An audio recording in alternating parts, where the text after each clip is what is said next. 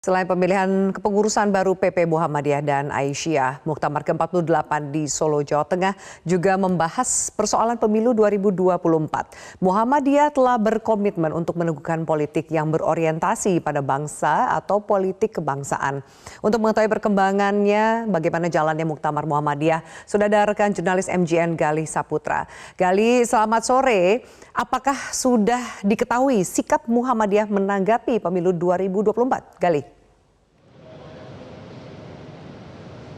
Ya, Afi dan Mirsa, usai membuka muktamar di Stadion Manahan pada pagi tadi, pengurus pusat Muhammadiyah hari ini akhirnya menggelar muktamar ke-48 di Universitas Muhammadiyah Surakarta, atau lebih tepatnya di Edutorium UMS Surakarta. Dan dalam muktamar kali ini memang ada beberapa agenda yang dibahas oleh pengurus pusat Muhammadiyah, yang mana tadi ada sidang pleno 2 di mana Ketua Umum Muhammadiyah Haidar Nasir memberikan pidato iftitah, kemudian ada juga sidang pleno 2 terkait laporan pengurus pusat Muhammadiyah dan paparan tim verifikasi keuangan, termasuk ada juga agenda yang tidak kalah penting adalah pemilihan anggota PP Muhammadiyah untuk periode 2022 hingga 2027. Dan pemilihan ini akan digelar nanti malam sekitar pukul 19.30 waktu Indonesia Barat, dan kami masih menghimpun informasi apakah sidang ini akan digelar secara terbuka maupun tertutup. Dan ada beberapa poin yang dibahas oleh Ketua Umum Muhammadiyah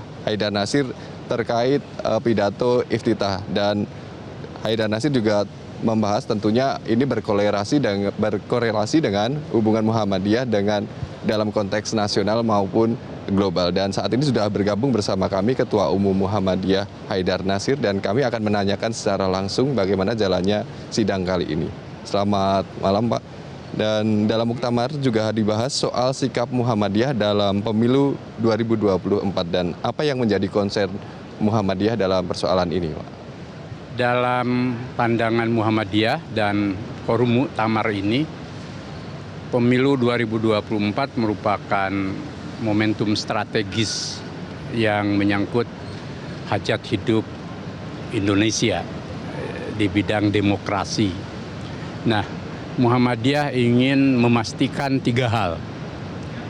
Satu, bahwa pemilu bukan sekadar dari proses demokrasi prosedural yang menyangkut pelaksanaan luber jurdil saja, dan hanya menyangkut penyelenggara pemilu, partai politik gitu kan, dan para kontestan, tapi harus menjadi satu kontestasi politik yang bagi rakyat keseluruhan itu benar-benar bersifat konstruktif dan positif.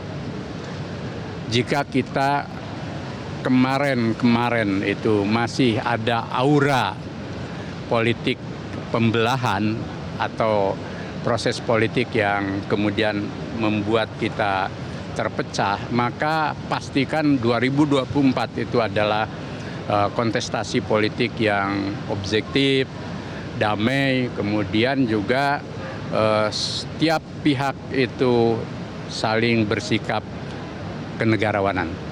Yang kedua, kita ingin memastikan bahwa visi kebangsaan, yakni Indonesia yang maju, adil, makmur, berdaulat, bermartabat dan bersatu, itu harus menjadi alam pikiran bukan hanya rakyat, tetapi juga penyelenggara pemilu, partai politik, para kontestan, bahkan para pendukung.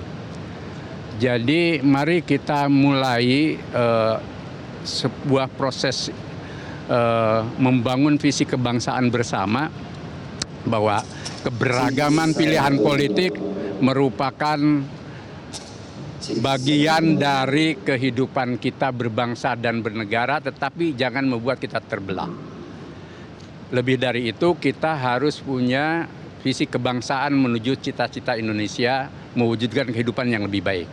Nah, yang ketiga, memastikan bahwa para kontestan, baik untuk Pilpres maupun untuk Pileg, itu betul-betul mengedepankan yang saya sebut sebagai karakter kesatria Indonesia yang menjadi negarawan, meletakkan kepentingan bangsa negara di atas kepentingan pribadi, kroni, dan golongan sendiri.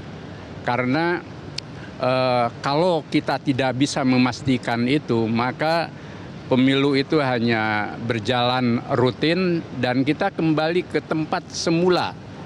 Ada pembelahan politik, kemudian juga masing-masing tidak terkait dengan visi kebangsaan yang luas, dan lebih dari itu tidak menghasilkan para negarawan yang berorientasi pada kepentingan bangsa dan negara secara melintasi.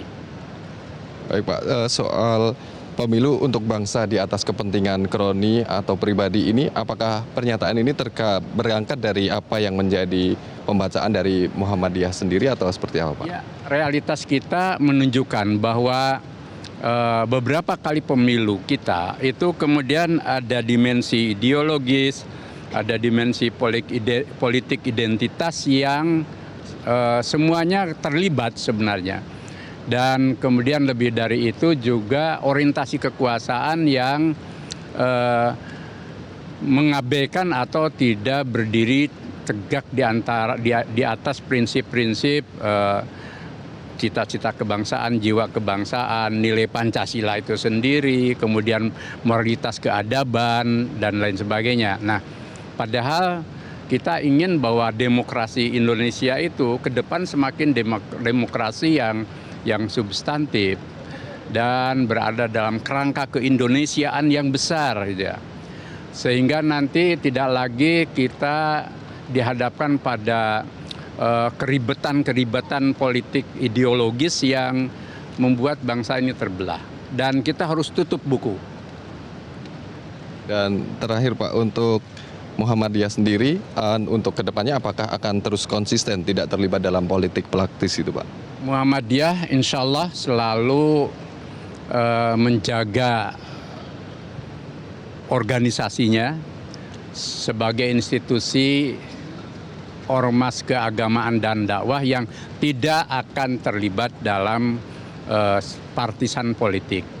Dan lebih dari itu, Muhammadiyah akan mengedepankan politik moral, politik nilai, yang bersama kekuatan bangsa yang lain menjaga proses demokrasi itu berjalan sebagaimana tiga aspek yang kami soroti tadi.